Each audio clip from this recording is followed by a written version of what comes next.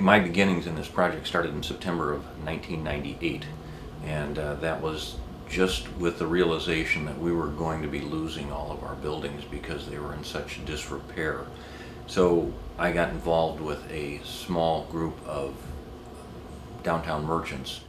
The city signed contracts with, I forget, something like 33 of the business owners on Main Street for easements on their buildings so that we could do the rehab work with public money, which is unheard of and maybe unheard of in the future. But we touched some other buildings that even weren't necessarily in the project with an easement. We ended up touching about 45 building fronts to some degree. We were hoping to do a lot of things, to them to make them look like they did back when the Main Street first started. But as they got going, the bricks and everything were so bad. The facade work was, a little bit rougher than we thought. So we had to put things back and make them safe more than pretty. When this opportunity came along, there was no question that I was going to be a part of it. They told me that within 5 years, the front of my building would fall off. When they took the door out that they had placed in 1975, the footings fell into the basement. It was that bad. We used best management practices within the project throughout, which led to LED lighting. Of course, the historic preservation element of it lent itself to reusing a lot of different materials within the project, so that really lent itself to sustainable elements too. Plus we had green stormwater, which was kind of something new within the state of Iowa.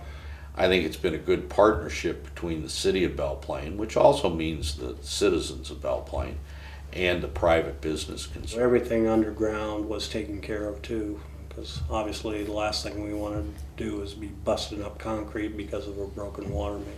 It was a blessing to have it done, because when they started taking up the streets and we seen how bad some of the water lines and things were, it was something that really needed to be done. One of the goals that we had is that it would be a place that would then promote additional businesses in town, and perhaps generational businesses, so that people would feel they had something that they could pass on to their kids. I talked with one new store owner who said they've had customers from 5 or 6 different communities around Belle Plaine. Even with all the challenges that are presented, the rewards, which is so typical. The greater the challenge, the bigger the reward, and we are seeing immense benefits. Since we've done all this work, we've had a lot of interest in getting businesses on Main Street. So it's been very good for the community. If your community is going to survive, you can't sit with 1980s ideas on Main Street. You're going to have to look and they use that phrase, think outside the box, but you're going to have to look and say, okay, what can we do? I think the thing that I'm hearing the most is how excited people are when they come back to Belle Plaine. They take a look at what's happening in the Main Street, and they're excited for us, which excites us.